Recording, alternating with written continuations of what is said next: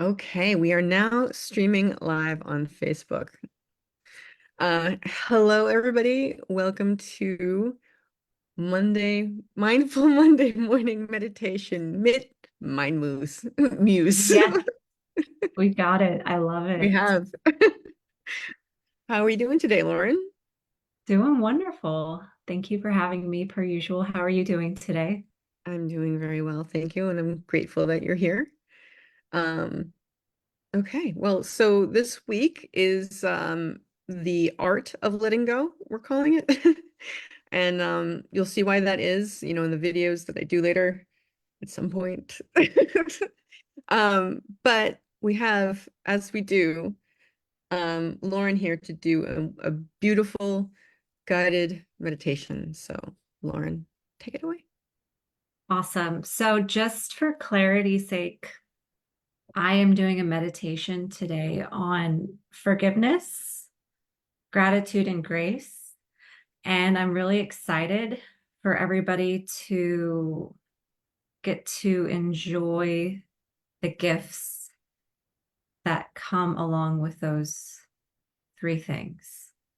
So, thank you guys for tuning in. If you're a regular here, we're very grateful to have you. We really truly are doing this to just for impact and we are happy that you guys are getting stuff out of this. Jen and I were just discussing how we both have people in our worlds who are tuning in at random times and enjoying this, and that's what this is about. So happy to have you guys here.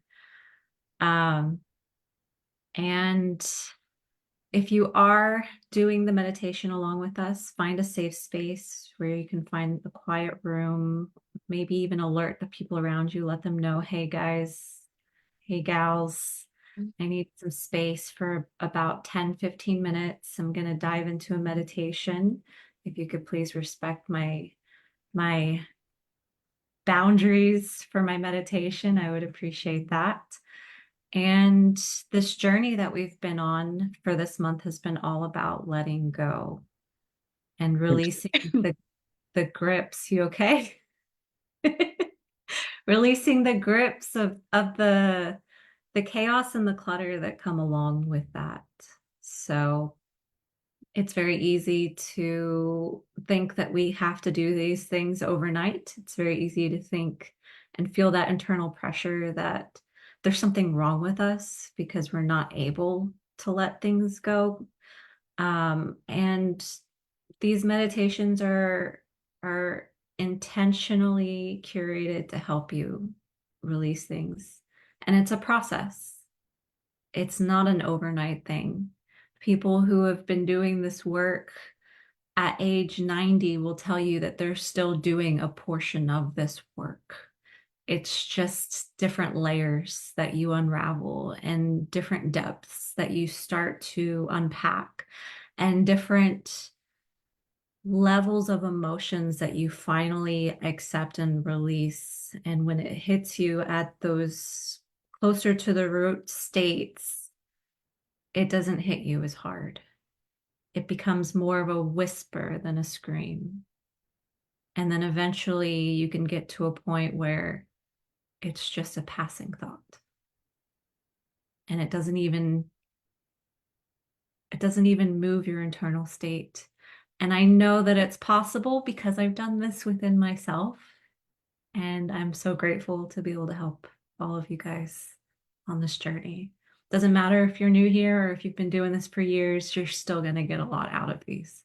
So, without further ado, uh, again, last week we were talking about overcoming the challenges of letting go. This week we're going to talk about forgiveness, gratitude, and grace. Okay. And if you could go ahead and find a comfortable and a quiet place to either sit or lie down where you won't be disturbed, and close your eyes. Take a deep, cleansing breath and inhale slowly and deeply, filling your lungs with fresh air.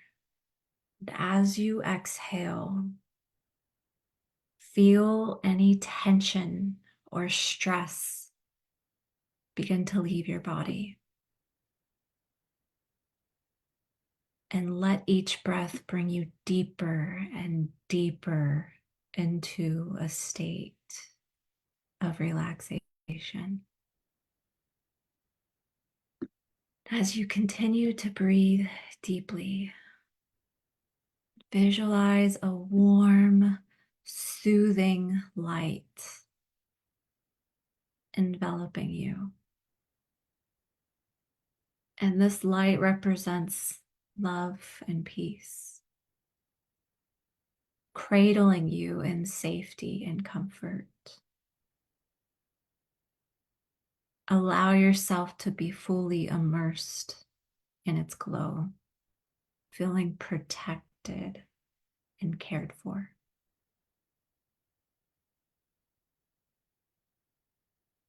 Let's start with forgiveness. Think of something or someone. Perhaps it's an individual you feel has wronged you, or it could even be yourself if there's something you need to forgive within. Envision whatever this is specifically surrounded by the warm light. And as you hold this image, reflect on the idea that holding on to resentment or regret serves no positive purpose. It only ties you to past pains. Inhale deeply, gathering all of these feelings, and as you exhale, imagine sending forgiveness to this person or this circumstance within yourself. And say silently or aloud, I forgive you and I release you. I choose peace.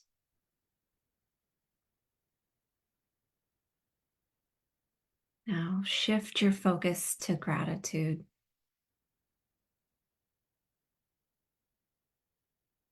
And think of 3 things that you are deeply grateful for.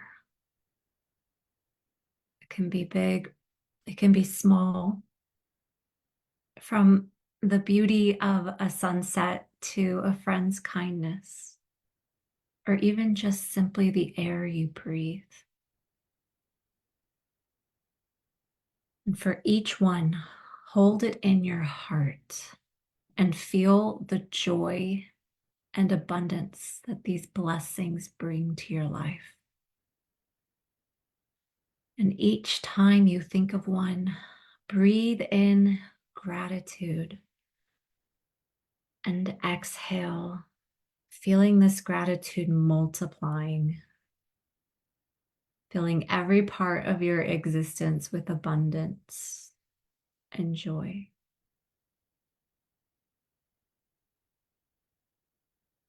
And finally, embrace the concept of grace.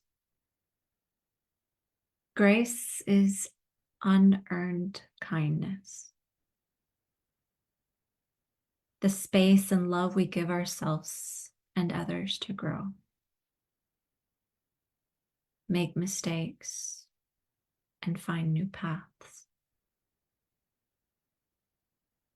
Breathe in deeply, inviting grace into your life, and exhale.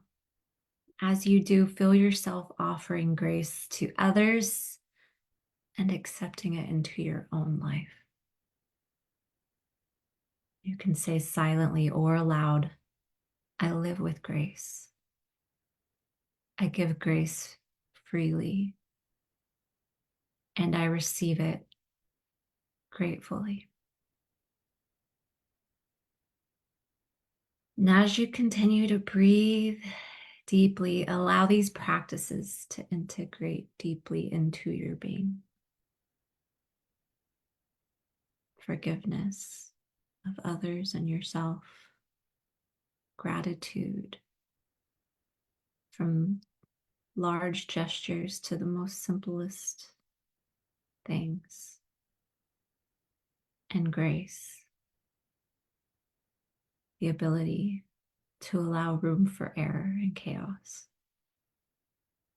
Each breath is weaving these qualities into the fabric of your life, enabling you to let go with love and live with profound peace. Now, slowly begin to bring your awareness back to the present moment. Notice the surface beneath you, the sounds around you, the gentle rhythm of your breath. Wiggle your fingers and toes. And when you're ready, go ahead and open your eyes.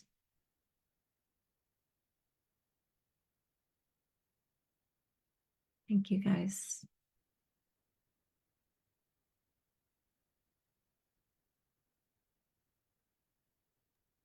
Thank you, Lauren, very much. That was very, very relaxing. Um, I love that you talked about forgiveness and gratitude and grace. We discussed that. Those are subjects of upcoming videos this week. They are the powerhouses of letting go. Um, you need those. And sometimes they're hard. Um, you know, but when you practice, like I know that when I was in a bad place, if you said, "What are you thankful for?" I would have said, "I don't have anything to be thankful for." So just so you know, even if you feel that way, you do. I'm not going to push it on you, just letting you know. Later on, when you feel better, you're going to see that you do. Um, so thank you, Lauren, very much. My pleasure. To add on to that, thank you for sharing that. That's very important to note.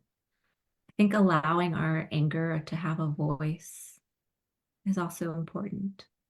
Hmm. Hmm. It's also very important to feel and allow things to move through and out your body so that you're not holding on to it. And when we avoid that process, these things stay stuck inside of our bodies, inside of our being, inside of our actions, inside of our reactions. So it's okay if you feel a negative way, and even having grace with yourself in those moments and understanding that that's part of the process. Um, and I will say it took a bit of work for me to get to that point where literally walking through a nightmare situation, I woke up every day grateful because I was alive. And sometimes it takes something that extreme, and I pray it doesn't happen for all of you guys, for some of us to wake up and to see that there's always something to be grateful for. I'd like to kind of highlight something you just said, which is that these things that you hold on to, get stuck. They get stuck in your actions, your reactions, your body, your like everywhere. I want to slightly rephrase that to they run your life. Just Yes, not, no, I'm not, and I'm not correcting. I just want to put it a different way for people to right. understand how much it matters to let go. These things you hold on to run your life Yeah, and make you miserable. yeah. So it's worth the effort, even though it's Oh, oh my gosh, yes. Yes. And the beautiful thing is there are so many different ways to navigate this. And meditations, though it can help release and kind of discard and dislodge things that are stuck, it's not a hard thing to do when you actually put yourself on that path and practice it.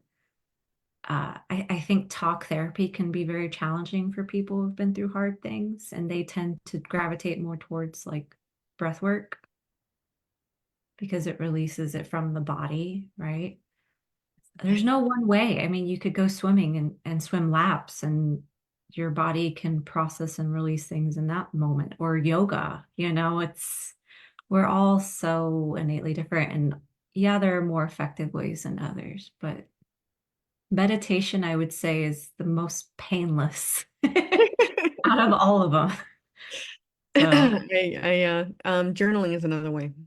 yeah, yes, We discuss that often on the show, how journaling can help because it really forces you to finish a thought. I And love that. Yeah, yeah, and then you can gain some really, really, if you allow yourself to be honest with yourself, even though it might hurt and you don't like it, it will hurt. it will hurt and you're not gonna like it because the things that you're avoiding for a reason. But if you're Right. willing to sit down and face them, knowing that it's gonna hurt, take a deep breath and do it, you will get insights and you will be able to let go in ways that you haven't been before. Yeah, yeah, absolutely. And it's Sorry. so much. Oh, you're good. Did I interrupt you? I No, no, apologize. no. I was sighing. I was taking a deep breath and letting it go. Good. Beautiful. It also allows us to live more in a state of gratitude when we release these things because our bodies no longer cling on to that fight or flight state or that victim mindset or that lack is really the overall theme there, right? Well, I don't have this, I'm not good enough, or this wasn't right. Or instead, you can start to look at, well, I grew tremendously, even though this was painful, or I have so much to be grateful for, even though I lost something very important to me, or whatever it is. Just kind of throwing thoughts out there, but Yeah. And helps. I want to go back to the body thing again. Like I have to tell you guys, my kind of journey kind of started with me breaking the tension up in my body. And that caused a lot of like a cascade reaction that I don't wish on anybody, but that I was very tense. So I'm gonna guess it's not gonna happen to you. But um that's when I started being able to kind of go inside and let some stuff go.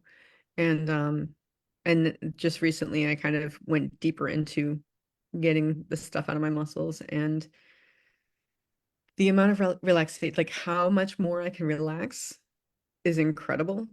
I Yeah. mean, I'm not there yet, you know what I mean? But when you don't have that tension as Doing a the work. baseline, Yeah. yes, well, it's always going to be work. But I'm really looking forward to when most of it goes. But yeah, the point is that you store stuff there, and you know what I mean? Like for me, I've stored things so long, they've become compacted, and my muscles don't know how to release it. So going in there with like a spiky ball or a foam roller and making it relax has been very useful because when you're not so tense, I mean, that's physically taxing on your nervous system, you know? So Yeah. you'll be less upset all the time because your baseline is lower. Yeah. That's very similar to my yoga journey. I remember when I first started it, I was like, what is this? Why do people do this? So, like, I remember my first thought was, this is so trendy. I don't know if I like this. Like, I felt like everyone was just doing it to look cool. I'm like, me, I don't want to be a part of this. And then I just kept talking myself into it through all of that chaos in my brain. And I remember one day, more than any other, I did a pose. I wish I could remember which one. I think it was the child's pose, perhaps. And I don't know, I think after this series of movements that I did prior to that, it just allowed something to release in my body, and I just started crying. There was no story, there was no any, it was just like a wave of emotional release. I after that, I felt so much lighter and I had more flexibility in my body as well in general, just my emotional reactions. And that's when I really started seeing a huge difference in the mind body connection and really pushing yoga as being a good exercise for release too. So It is. It's good for releasing, good for being in touch with your body and staying in the moment. It's interesting putting things together in my brain. When I was, in college, I went to New York University and I went to the conservatory acting program there. mhm. And so we had the way the classes were structured were Mondays, Wednesdays, and Fridays. It was all day. And at first was movement class, and then was voice class, and then was acting class. And it was like, 8 to 12 hour days. So we had long periods of yoga, and that's what our movement was. And that I didn't quite get it. I didn't quite get like, don't listen to the monkey in your brain. But I remember towards the very beginning, the acting technique I no, yeah, well, that's called Meisner, but the voice technique that we were taught was called link ladder, and one of the things you do is get in touch with the entire your body, relax it so that it's your instrument, right? When you're an actor, your body is your instrument, your voice is your instrument. So we kind of paired up and sat on some mats or laid down on some mats and we massaged each other. And this is something we did a lot to get the tension out so that we could perform the exercises correctly or to the Right. best of our ability. And the first time, because it was half the people getting massaged and half the people doing the massaging, everybody started crying. Wow. Everybody burst into tears. Wow. Yeah, like every single person in the room. And then we switched. I didn't burst into tears. I started laughing hysterically, which is the same kind of release. You know what I mean? It's not like I was, it, Yeah, yeah, yeah, yeah. yeah. So It's I just thought that was such an interesting reaction. And that just came up in my mind when you were talking about your experience. It cool. does. You trap emotions in your muscles. Yeah. Yep. It's fact. It's really that simple, and it's kind of amazing when you realize it and when you reap the benefits on the other side of the release, you know. Yes. Yes, yes, yes. That's so funny. And I know that we probably want to move on to our next initiative, but I want to share one last story because you just inspired a funny story. Actually, I was doing this like leadership training program and I jumped like head first into it. And I even once I got in, I started like donating my time to help with other courses so that I could learn more and just be like immersed in and get involved. And there was one day on what they called like the more advanced course where we were tasked to like stand like this close to somebody and you had to look in their eye It's so intense. directly, and everybody was like, I think a few people were crying, like bawling, and I could not stop freaking laughing. I was like, what is wrong with me? I was the only one. I was like freaking like just like you. And it wasn't a feeling of embarrassment. It was a feeling of joy and love. And like I was overwhelmed with it. It wasn't like I wasn't laughing because I felt embarrassed or awkward, but the whole time I'm like, why can't I stop laughing? And when I unpacked it after, I'm like, that actually was kind of a beautiful thing that I couldn't stop laughing because it was like I was so high and giggly from that like feeling, I guess. I don't know, it's kind of Yeah, strange. no, I'm with you. I mean, But I I feel like maybe our initiative, we've been talking about having a podcast. Maybe mornings we do it all. Right. Meditation. Then we do our podcast where we talk about the something along the lines of the theme of the week, which is what we're doing. And then Yeah. we to fill the cup. But I wanted to speaking about looking into people's eyes and laughing hysterically, I once did a scene with this friend of mine, and it was a comedy, it was like a comedy sketch kind of thing. And we ended up like nose to nose. And I couldn't stop laughing. Like we couldn't get the take. Because well, what happened was he and I were nose to nose, and it was sort of like a romantic connection. And then another of my friends comes in, he puts his face right there, and like it was hilarious, and I could not stop laughing. It took so long, but it was great. That's so funny. Oh, there's something about those moments too. It's like you're a little kid and you're having that long, joyful laugh that you can't stop laughing from. It Yeah. like energizes you, but you also can't catch your breath. No, oh my God, yes, yes. It's great. And like, and your stomach hurts. When you get to that point where your stomach is hurting, you're like, stop it. Exactly. So cool. I Oh, love that. I do love laughing. It's fun. Laughing is that's one way I kind of survived the dark times was putting on comedy things. You know what I Same. mean? Same. I actually like push that on people around me. I'm like I'll share like a funny comedy skit if they're in a bad state that'll Hmm. make them laugh. That's like more uplifting. Yeah. And I try to find comedians that are a little bit less nihilistic. That's just Mike Birbiglia. Mike Birbiglia. There's a Oh, collection I on. love him. Okay, so you do know him. Like Deep he is an walk, uplifting. He's always stories walk and with me. what, Yeah. sorry? Yeah. Yeah. Sleepwalk with me. There's one in particular I share often, Which and one?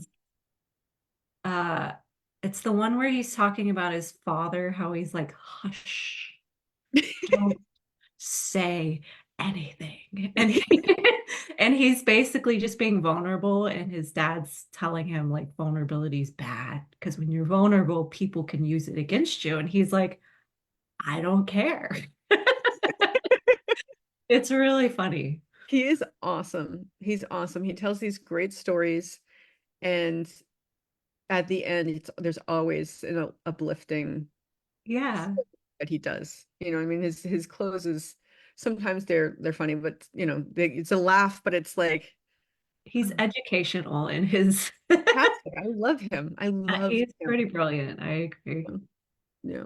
Cool. So shall we talk about our fill the cup Initiative. initiative and see if Let's anyone wants to pop in if they're watching? yeah, let's see if let's look on Facebook.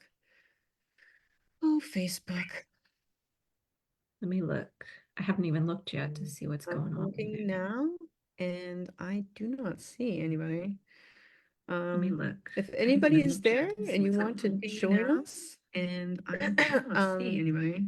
put it in the Let chat me and look. we If can. anybody is there and you want to join us, I'm and hearing I myself don't see anybody. being played. Put it in the chat and we can. If anybody is there and you want to join us, I'm and hearing I myself don't see anybody. being played. Put it in the chat and we can. Anybody is there? Mute it on your phone or your computer. Put it in the chat and we can. Anybody is there? Mute it on your phone or your computer. No, it's. Are you playing On your phone. the No, it's. Are you playing something? No. It's. Okay, you speak Are you because playing something? there's this weird delay that's happening and I can't. Okay, you speak because there's this weird delay that's happening. Okay, you speak because there's this weird delay that's happening. Okay, you speak because mute yourself. Mute yourself. Oh, you can hear that? Mute yourself. See, now it's working. So what's happening is the audio is playing in the background and it's just doing like a double take of what's going on because of the timing. So you'll need to mute either the one on Facebook or this one for it to not do that, if that makes sense. I haven't been playing any of it. I haven't even gotten there yet. So I'm pulling it up right now. Let me see if I can. If anybody is chiming in, let's see.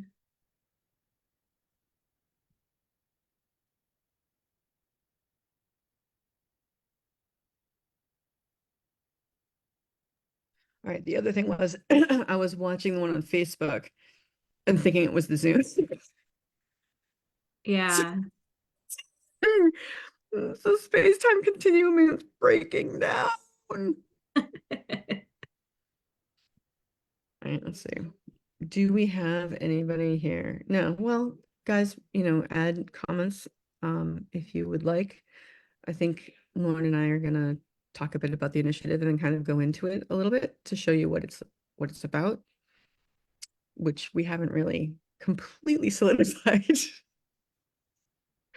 But it's about it's a one thing I've noticed in this forgiving and letting go journey is that, especially very recently, I judge everything that comes out of my brain.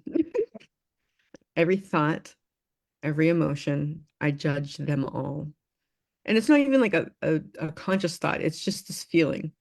And and I know that when I look at other people and I judge them for stupid little things, because I do for stupid things, like, oh, you look stupid there. Like, it's because it's about me. You know what I mean? It's about me when I do that stuff. Um, and that I think is reflected all over life. I think when we don't have, oh crap, what's the word? Lauren, do you have the word? When we don't have Self-awareness, self-awareness, grace for self. self-regulation, because Mhm. oftentimes those things come from fear-based things from our past or beliefs that were programmed into us in a younger point, and just from being around environments where maybe other people are judgmental, and it's an unlearning. It's an It is. unlearning to gain acceptance of the world around you for exactly where they are and exactly who they are without painting them with any expectations. Yes, exactly. In order to do that, you have to work on yourself, and all this stuff is depletes you. And the idea here is to fill our cup before we can go and fill other people's cups. Um, and that's the idea behind this thing that we're doing. Um, Do you mind if I share something really quick? I do not mind at all. That would be fantastic. Let me just, So is that possible for you? There you go. last night I was reading up on, I believe it's a Cam's razor. I don't know if I'm pronouncing that correctly. It's OCCAM's razor. And I want to read a little bit about it because it's very aligned with what you just said. So the thought process is simpler explanations are more likely to be true than complicated ones. This is the essence of the Occam's razor, a classic principle of logic and problem solving. Instead of wasting your time trying to disprove complex scenarios, you can make decisions more confidently by basing them on the explanation that has the fewest moving parts. We all jump to overly complex explanations about something. Husband late getting home. What if he's been in a car accident? Son grew a centimeter less than he did last year. What if there's something wrong with him? Your toe hurts. What if you have bone cancer? Although it is possible that these worst case scenarios could be true, without any other correlating factors, it is significantly more likely that your husband got caught up at work, you mismeasured your son, and your shoe is too tight. And so the theory is we spend way too much time coming up with very complicated narratives. And a lot of these can be fear-based and judgmental to explain what we see around us instead of just realizing that they're simple. And that, my friends, let me get the exact name of the book because I read that directly from it and I do not want to take credit for it. I love That it. was from, well, if my phone would work. Sources out there. It Yeah. died. My phone Bibliography. just died. I'll put it in the link later. Okay. Thank That's you, fine. Colin. Perfect timing to die. Oh, perfect. Nonetheless, it's very aligned with what you just said. We as humans have a tendency to want to overcomplicate things and paint it with fear, I think, because fear is so sexy and fear is so normalized and fear is so, it's what people like to gather around and talk about, like Also the gossip. most base relation. I'm sorry. It's also the most base emotion. Go ahead. I just wanted to throw that in there. Survival mechanisms. It's so deeply ingrained in us because of cavemen years, like we're not really in a state where we need to live in fear all the time anymore. We live in safe communities for the most part. I don't want to say that about every single person. Maybe you do feel fearful where you live, but nonetheless, these things aren't as dire in a survival mechanism kind No of way. tigers. Yeah, no tigers. Right. There's no tiger attacking you, and internally our bodies are sensing that we're having these tigers attacking us when we get into that state. And everything that we imagine, the fear, the judgment, it then becomes real. Our imaginations are our own reality. So, Yeah, what we think when we imagine actually becomes real in our brain. So, yeah, you're talking about the fear stuff. Like people consume that. Like I don't get it. yeah, yeah. Like my mother will watch like bloody cop show after bloody cop show, and I'm like, holy shit, why are you putting that in your head? Those are horrifying images. It's horrible. That's horrible. I'm gonna I go watch. feel exactly the same. And you find people who jump down just dark rabbit holes in general, and they just enjoy that. I don't I think know. it's an emotional outlet. The Yeah. people I'm thinking that do it the worst that I know are the people who have the most darkness to Mhm. expel. That's exactly what I was about to say. I've noticed a strong correlation in my own little sphere of life, Mhm. which is also very limited, mind you, but from my sample size, Same everyone right now. Nobody. everyone who clings really hard onto these really dark narratives, they tend to have a lot of darkness inside of them that they haven't really dug into. It's the shadow. It's the shadow work. It's the part of themselves that they suppress, avoid, pretend isn't there, and then they need it's like an internal need to still see it because what you repress, you become. And it doesn't ever go away. Um, one thing the problem though with consuming that stuff is it's just backing up and supporting this darkness in you, the dark thoughts, you know what I mean? Like, and you, if you, especially if it's something that you only watch, you get a really screwed up idea about how things are. You know what I mean? Whether or not you're like, oh, it's TV, your brain thinks this shit is real. You know what I mean? Like mine to a degree that's no one else I've ever met, but it does.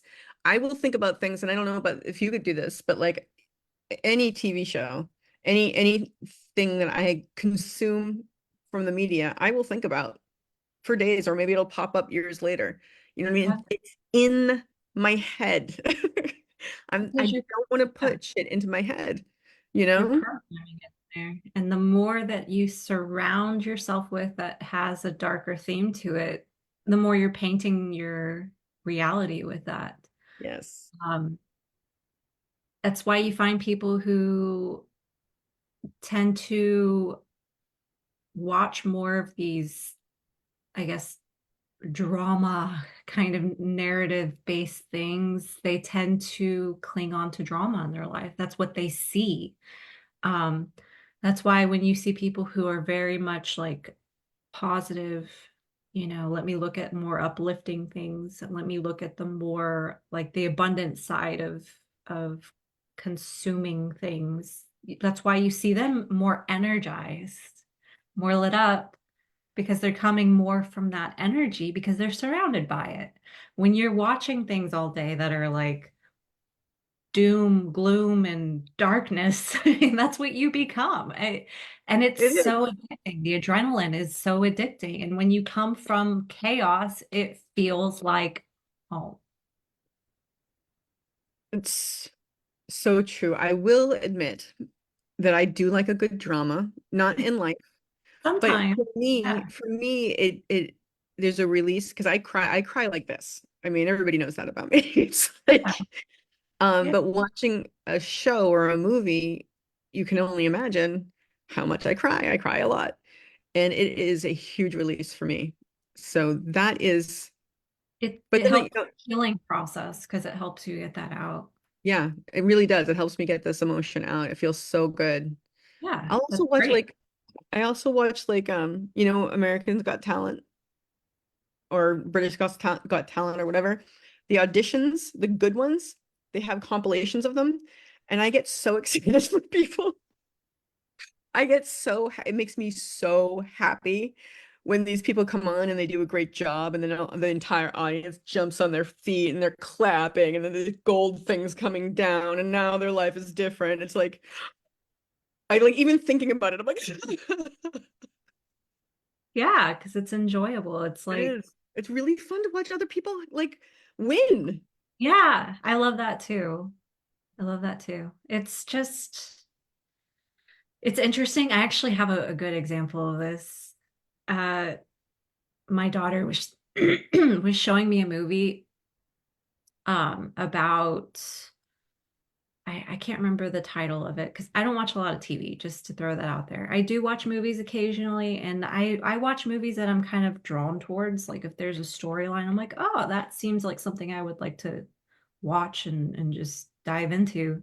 And sometimes it will be like an emotional release process for me, or it's just I want to dissect the artistic expression of something. I love that. Yeah. She showed me this movie. I didn't get past like the first 5 minutes, but they were talking about homeschooling.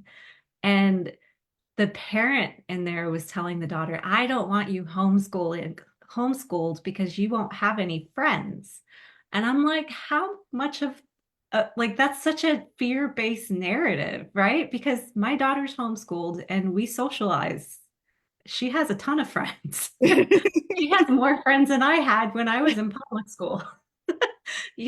Like it's just so interesting because people are watching that and they're like, yeah, homeschool's bad because they don't have friends. And so it's just so entertaining to see how these things are planted in your mind. And then you start to think, okay, well, are my beliefs real or are they something that somebody said on a TV screen that is meant to sway my perspective? And then you get a little bit deeper into that and you start to pull out like, okay, why am I even looking at a TV screen to base my belief system on something, right? Like, why am I not just navigating these things in a conscious way and coming to my own conclusions and asking better questions and educating myself?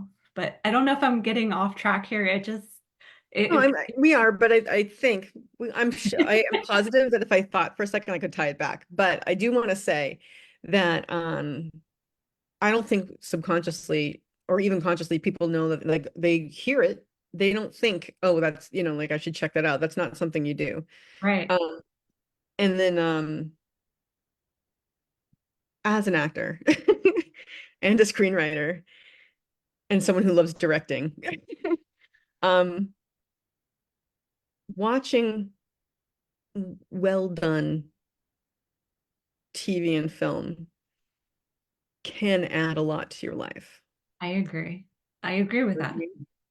And Yeah, I just want to put that out there to people like not all movies and TV are bad. I mean, it's bad to do them all day long. Bad. It's not healthy. I don't think it's necessarily bad. It's more about how are you allowing things to influence your own behavior? That's where I think disconnect is, right? Well, face it, they also people who do that are tending like you've mentioned to me, some people numb themselves with Yeah, TV. Yeah, exactly. And Um, they don't go know ahead. what they don't know, so they just Right. base their entire reality on Well, what's and being. it's also what they're consuming. It's like what you consume either through your mouth, your eyes, your ears, your nose, anywhere, your skin is in your body. Oh, true. It's so true. Even the water you drink, man. Even the water you drink, it's true. Um, but yeah, so let's see. Can we tie that back to letting go? Well, we're talking about stuff that you're Let's putting in there that you're gonna have to let go. So there's scientific studies about water. Have you seen that? Where they say if you if you I'm serious, I have No, to I believe find you. No, I've seen some. I'm just saying, it. like, okay, You we're have totally on water in topic. front of you. I've never done this. I'm just Mhm. throwing this out there, but you just saying, can we tie it back? I'm like, oh yeah, that scientific study. That's where my brain went.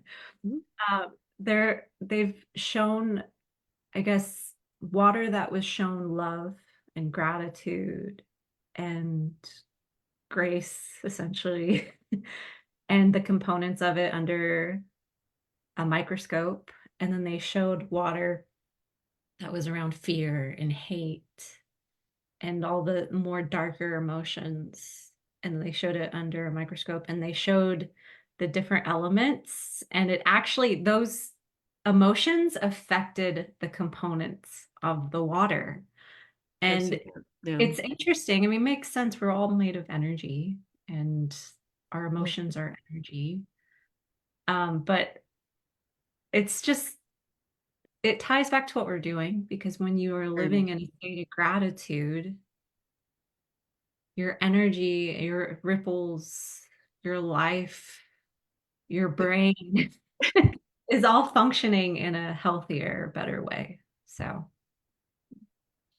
Taking it one step further, when you think about it, we are 70% water. yep, yep, So if yep. we are around the hate and the whatever, the water cells in our body are all screwed up. You know what I mean? So it's just that's an interesting thing to think about. But yeah, I've heard studies like that. Epigenetics, man. Your own Epigenetics. thoughts can Yes, heal your body if you are in a state where you're allowing your body to heal. If you're in a state of fear, stress kills. Stress kills. it does. It does. You cannot, well, okay, I'm not gonna speak in absolutes. I don't think I would ever have been able to heal without getting the shit out of my body. It's when you're tense, the message that's going to your brain is It's a something's real thing. wrong, something's wrong, something's wrong, It's something's a wrong. real thing. Yeah. And that's what Have to, living with generalized anxiety is like. yeah. I don't know what it is, but it's Yep. going to come up from behind me. It's going to clobber me over the head, and I have to be ready for it. Where is it? Where is it? Where is it? That's what generalized anxiety is like. There is a tiger somewhere, It's in your body. but you And don't know that. mind, you're basically at war with your mind at that point, and the only way through is to get it out of your body, essentially. It's true. Yes. Yeah, it really is. I mean, I am really, really like the truth of that is being displayed to me in my own life. I cannot tell you. It's not some like, oh thing. It's like, no, this is how it is. And if you chill it, if I have not relaxed my body, I don't know how long, like actually been able to relax. And I'm still not there, but it's coming. And it's like, oh, you know? Yeah, that year that I took off, I I remember because I had some pretty intense symptoms in my body during that time. And I remember talking to some friends about it. And there's such a stigma around these things. And people think when they don't know what they don't know, because they've never lived it, they've never been inside a body that's showing symptoms that are this extreme. That, oh, just think positive thoughts, you'll be fine. It's okay. It'll just go away. Just Let it just go. be positive. Yeah. Just let it go. And Yeah. I remember being so I felt so helpless to my body at a certain point. I'm really grateful for all the support and love that I had around me during that time because it really is what helped me heal as effectively as I have. But I know exactly what you're talking about. And I remember thinking, no one can hear me right now. And I want to help give people a voice who have ever felt that before. And I was thinking positive thoughts. I remember, like, my body is healing. My body is healing. My body is healing. I'm safe. Everything's happening the way it needs to. But my body was not, Your body's I like, was no, it's not. at war with my body. Yeah, And the only thing that works is to release and to give it time. And it isn't just about thinking positive thoughts. it's So, this is one of my I don't even want to call it pet peeves. It's like it's why I one of the reasons I do this, other than to help the people who feel this way. yeah, It's also like you guys gotta know what it's actually like. So I describe it as deeply as I can. yeah, So people know, like, no, this isn't something you just put down. You're right. not just being a downer. Your entire body is doing this to you. You know what I mean? And you got to figure it out. It's a process. It's a process. And it's not a sexy one, and it's not trendy, and it's not popular, and you're not going to find people bragging about it on anywhere on social media. Except for me. I do brag about it. No, I don't brag, but you know what I mean? But the I point released a lot of emotions and I feel like shit today. is that part of the process is Yes. so normal, and no one's giving it Yes. away because it isn't sexy, and I'm not afraid to. So, People don't talk about these things. They don't talk about emotions in this way. When they talk about emotions, they say, I am sad. I am, I am angry. Number one, you're not sadness or anger. You are feeling sadness and anger. And that's something I try and keep on top of myself in my language. But right. they don't really go into like how you can change that. And like, you know what I mean? Like you can go so much deeper with these things. And everybody to some degree feels this, but no Yeah, one talks about it. So they're embarrassed. because because no one talks about it, it makes people very uncomfortable. Yeah. And I remember when I first started doing my coaching, I used to use the word trauma a lot.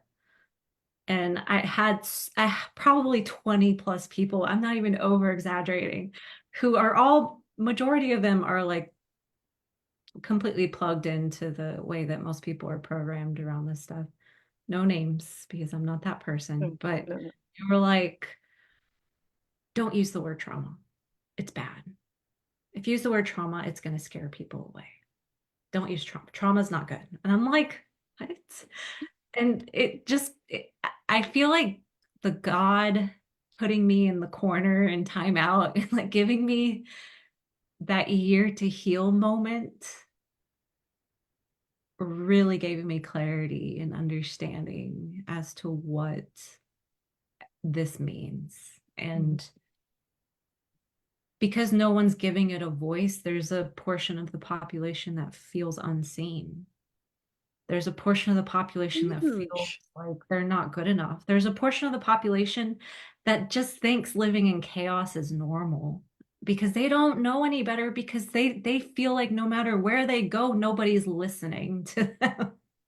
And I would say that's a large portion of I people. felt that way, and I can't even tell you how much pain I was in my body on some days. It was that moment where I realized I'm like, this is why drug addicts use hard drugs. I'm like, this is why, because they want to numb this pain. This pain sucks, but I'm not a drug addict. So I guess I'm a pain addict. I allowed myself to feel the pain and it Yeah, sucked, man.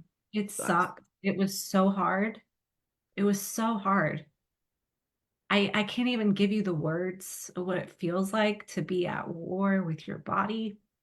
And I'm still only like a few years out of that. And these things take time to heal. And it's just no one understands it. And that's why I'm passionate about this work, because I'm ready to give it a voice. Yeah, absolutely. And it's I have no so, idea how we so got here. important. I I don't love it. know. I think that's, I think my intuition is that's what's going to happen every time. I love it. I But really yeah. Let's wrap up now then. Thank you guys for coming. Apparently now we have our meditation and then our podcast, and then if you guys show up, we'll have like a little, we'll go into a secret room. We won't live stream it, and we will fill our cups. And we'll tell yeah, you what that means, like what how you do that at some point soon. I'm excited. It's going to be great. This is all Yes. wonderful. Thank you guys for coming. And just remember that even if you're holding on to a bunch of shit, you don't know how to let it go, you can always choose to have a grateful day. Absolutely.